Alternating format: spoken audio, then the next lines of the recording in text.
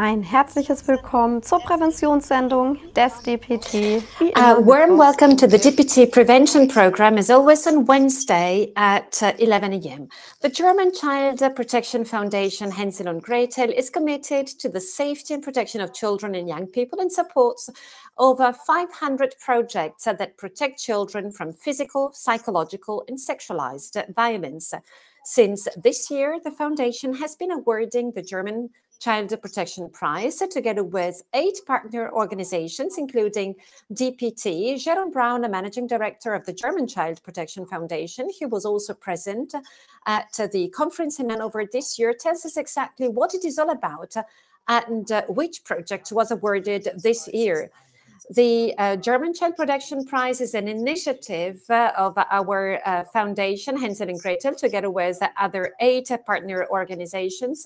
And of course, DPT is a member, and the World Childhood Foundation, the German Society for Prevention and Intervention. There are different stakeholders who have been working in the field of child protection for many years. And for this reason, we decided to reward this alliance and to reward specific projects and initiatives that are characterized by specific actions. And these projects are being rewarded.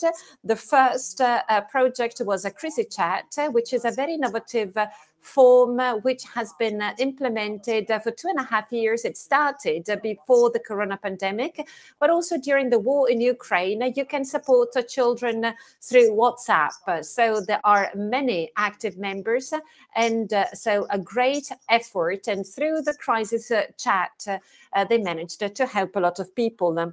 We also asked Jerome Brown what constitutes child-friendly prevention and how access to children can succeed. Well, I think the most important thing by prevention is that you have to start considering what children think about prevention. And this is very important for all the stakeholders.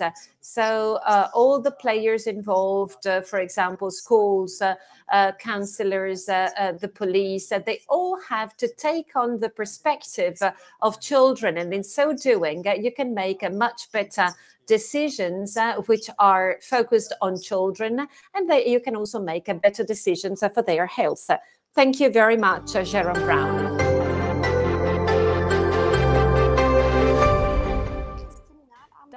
The Federal Criminal Police Office and the regional police forces have published the largest dark field study to date, Security and Crime in Germany 2020, SCID. In addition to the bright field data, which the police crime statistics, the PKS, depicts annually, the dark field is also highlighted. Through a population survey, the study provides important insights into victims' experiences, fear of crime, and citizens' attitudes towards the police, and is now to be repeated on a regular basis so that developments can also be mapped through time. Report on the effects of the corona pandemic on children and young people. With good hygiene and protection programs, daycare centers can be operated safely even during the pandemic. Direct contact is crucial for children's cognitive and health development. These are the central findings of an interministerial working group on child health and the COVID-19 daycare center study presented by Lisa Paus, Federal Minister of Family Affairs, and Professor Karl Lauterbach, Federal Minister of Health, at the beginning of November.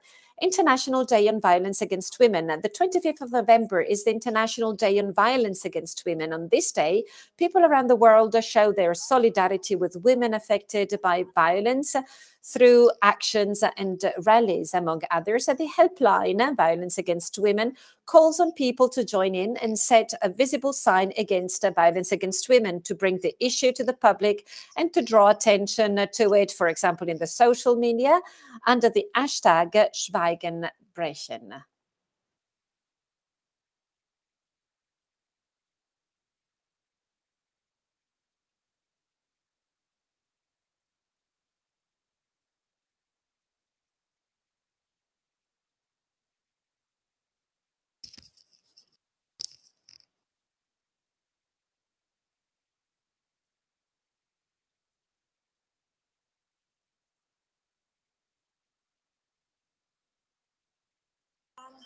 The German Center for Addiction Issues is the central umbrella organization of German addiction support and gathers all providers of outpatient addiction counseling.